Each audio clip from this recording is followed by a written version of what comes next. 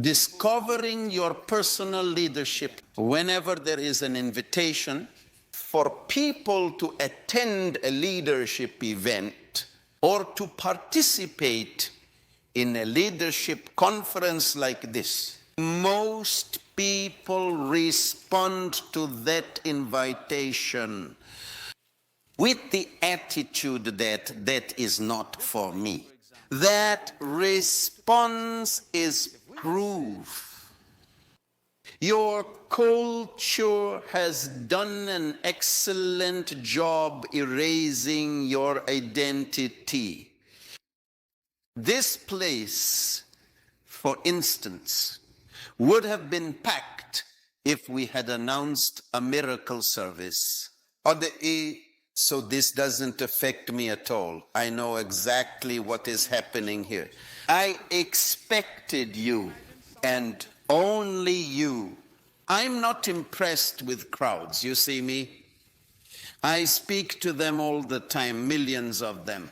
My real passion is for people like you who believe that this is meant for you. You know, Jesus didn't like crowds.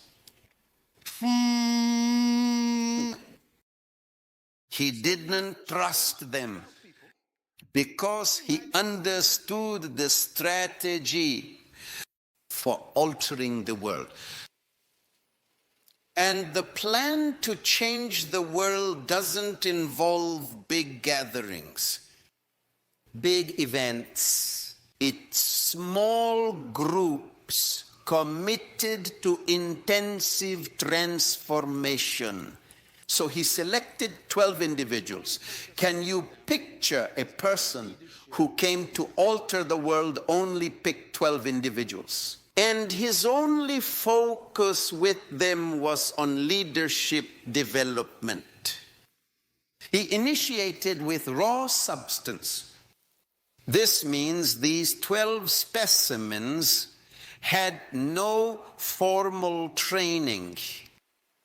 What I thought was a good strategy that he used was he at least chose businessmen. I like business people.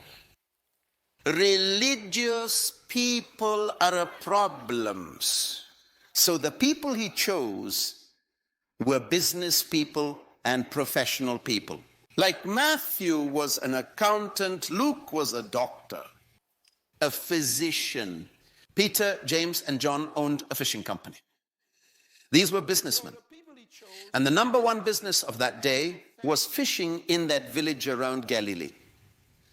So these guys were owners of the top business industry. That's whom he picked, because his aim was to create leaders. Once his following became too large, y'all would remember that one day the people stayed with him for 3 days and they ran out of food. He made a decision. It's my responsibility to ensure that they are fed before they go home. So we are familiar with the story. He performed a miracle, multiplied fish and bread, and he fed them. And the Bible states after that meeting concluded, 70 joined him. 70. Can you imagine having 12 people and suddenly you grew by 70%? Now, normally, when you grow by 70%, you are excited.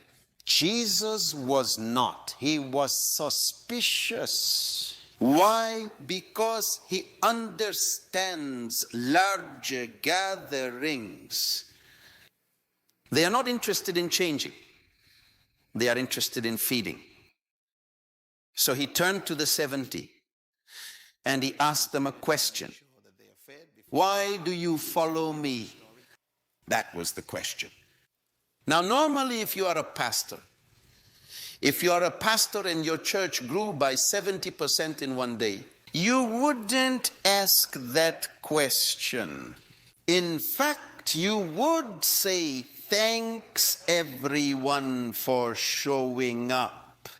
Was high, he said. why are you following me?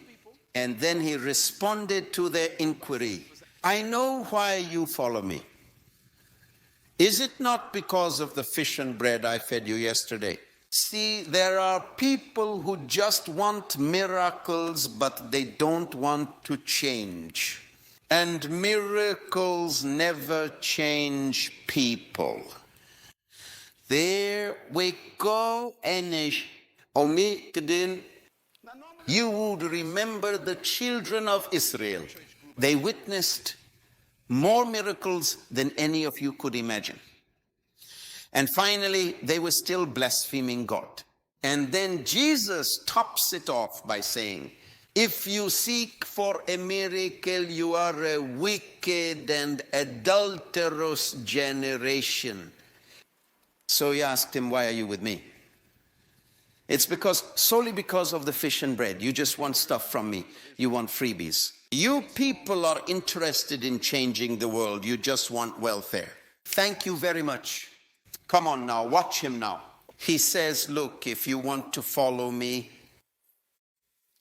he says, you must stop searching for the bread and the fish, and you must feed on me, eat my flesh, he says, and drink my blood. You know, those are the kinds of people who are here in this seminar tonight.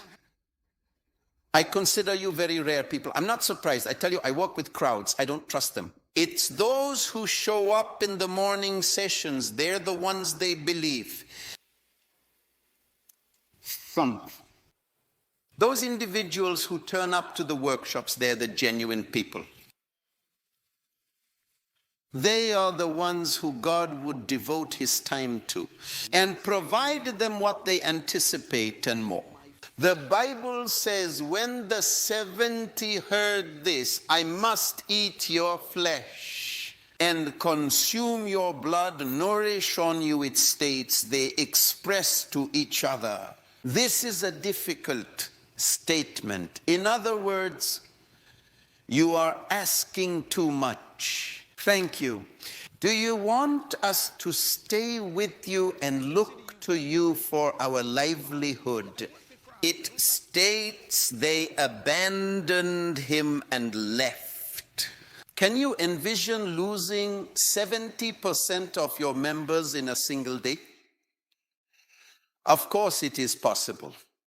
But what intrigued me and impressed me is what he did after they left. It was an act of leadership because he was now tutoring these 12 fellows, all right?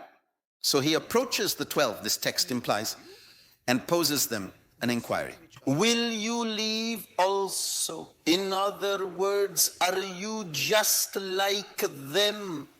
It's what you're expected to do. I will do this by myself.